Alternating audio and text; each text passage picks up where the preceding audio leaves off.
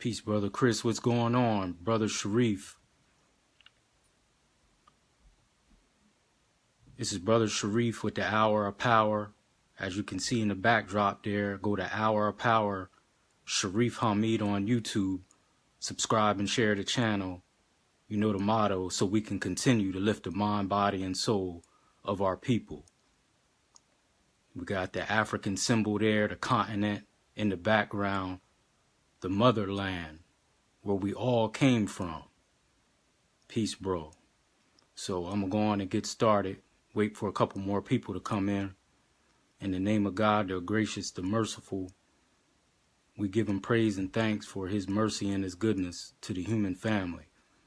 If all the trees upon the earth were pens to write with, and if all the oceans were ink, and then another 7 oceans to add to its supply, the writing would still not be enough to explain the glory of God, for he's the exalted, all-powerful, all-wise. We confide in no other in our time of need, and we praise no other in our good fortune. He is one. So again, this is Brother Shareef with the Hour of Power. As you can see in the backdrop there, go to Hour of Power, Shareef Hamid on YouTube. Subscribe and share the channel so we can continue to lift the mind, body, and soul of our people. Coming up, hopefully in the near future here, we will be interviewing some key people in our community, locally and abroad. And to those who are viewing, please help your brother out.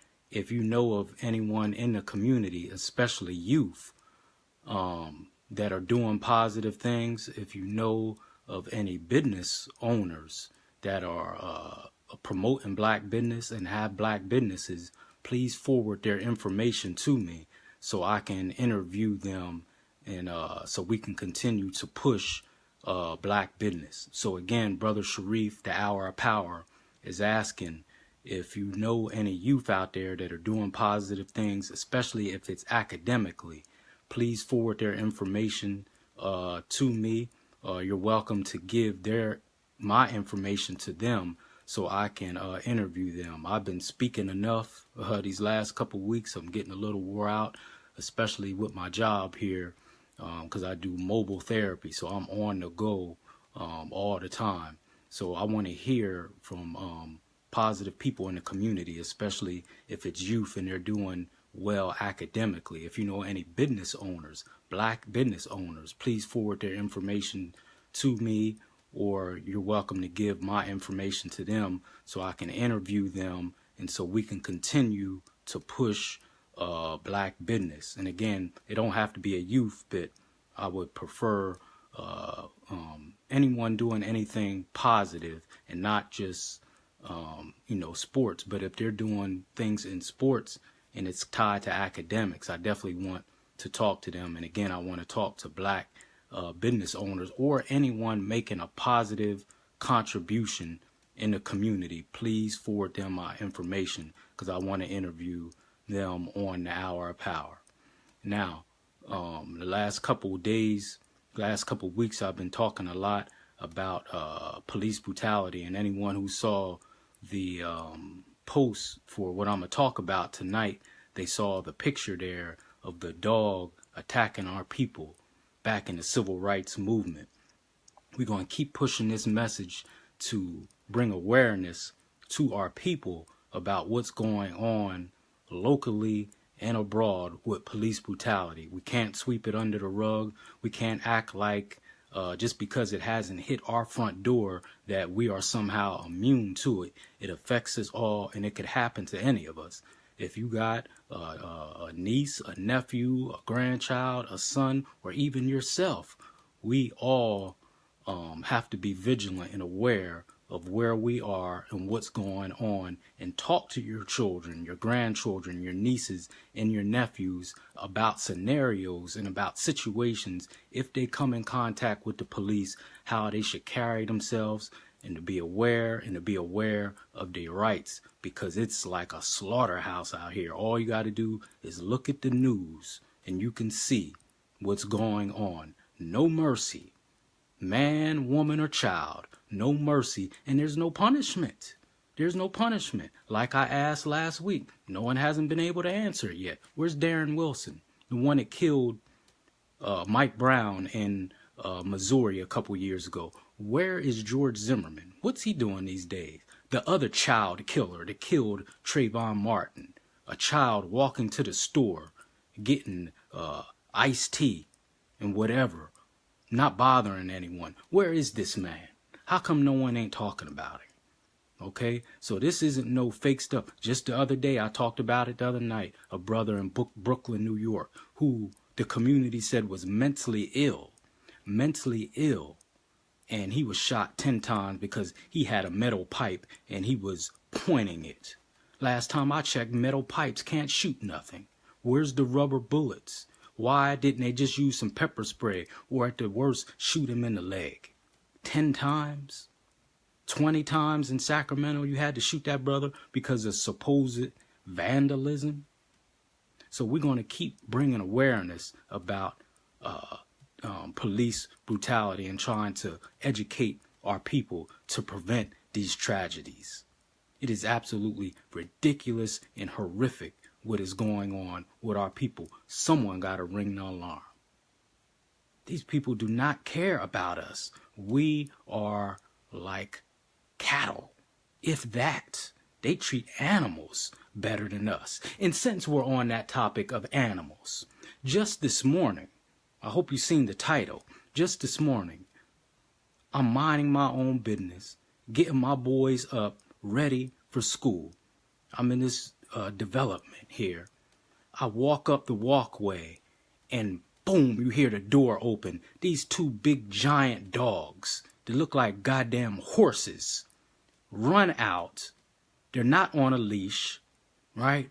And my boys, they don't like big dogs like that. I don't even like big dogs. These dogs were easily 160, 170 pounds. Hell, I don't even weigh that much. So you can imagine my 9 and 10-year-old boy, how small they are. The one dog, I stayed still because I'm an adult. I know the more you show fear, the more dogs like that will attack. That's why I put in the title, When Dogs Attack. Hell, my son is only 10 years old. He don't know any better, so he starts running. The dog runs past me and jumps on top of my son. The other giant dog, because the two-legged dog who's supposed to be the owner had 2 of them and she couldn't control them, the other dog starts chasing my other son up the walkway. So what am I supposed to do? So the dog is on top of my son. She finally gets the dog to come back, and then they start dragging her around.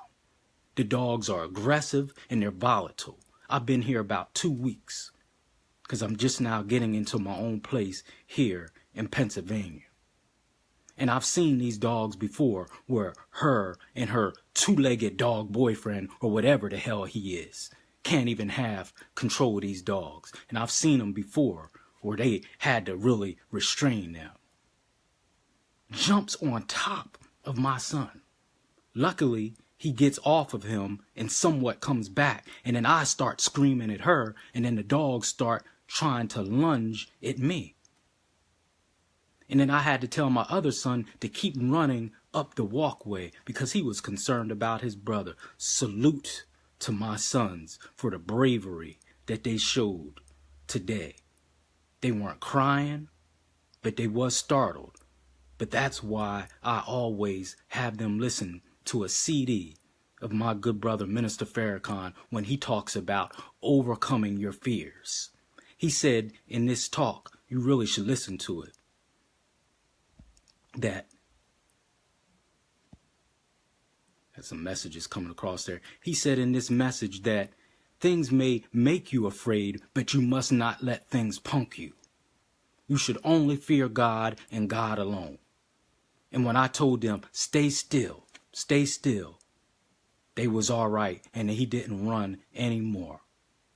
Now I know that experience isn't going to leave their mind, but they listened to their dad in that traumatic experience.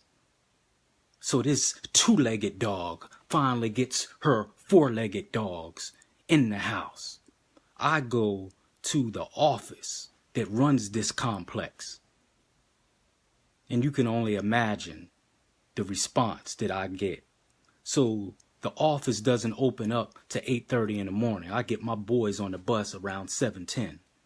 This two-legged dog, who's supposed to be the owner, beat me to the punch. She goes to the office to, I guess, apologize and explain her side of the story. God damn it, there is no side of the story, because it was my children that you're talking about.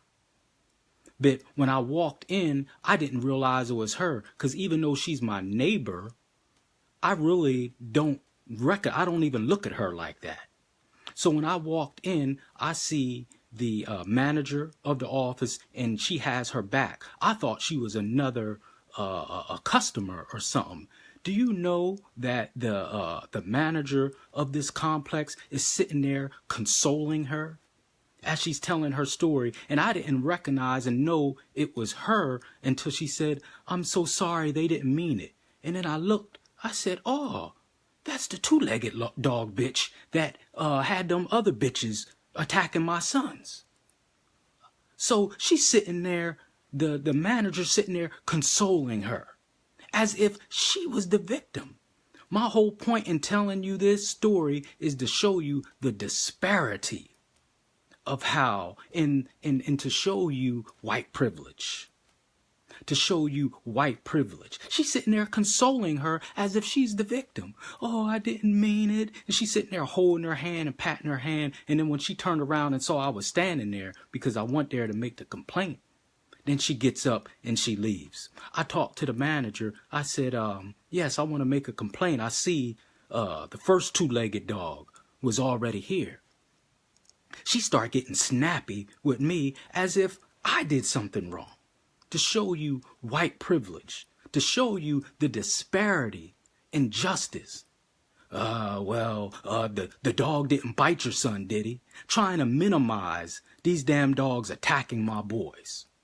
We don't cause no problems. She tried to minimize it, and then had the property manager there, and then I told her, I said, "Well, since it don't seem like an emergency to you, for now on, I'll be carrying my stick and maybe something else. And I don't think you want this complex being in national news." And then the property manager goes on to say, "Well, if you discharge a weapon here, then it's going to be on you." I said, even though my son's life, I said he could have seriously injured him, right?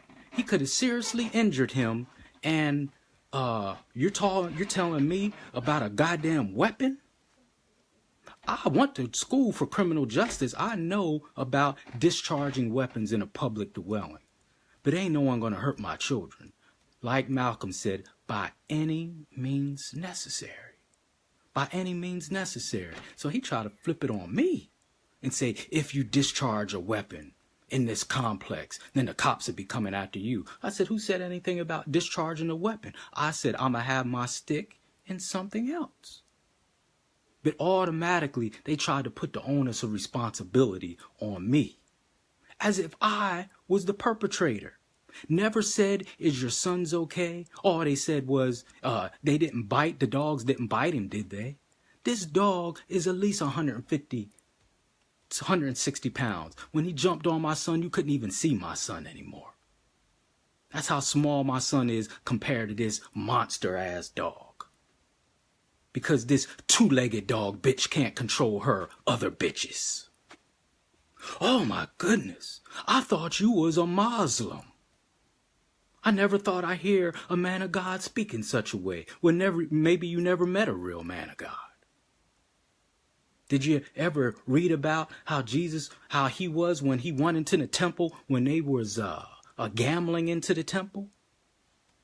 I'm not comparing myself to him. But he wasn't too happy when he seen injustice being done. She tried to make it seem like I was the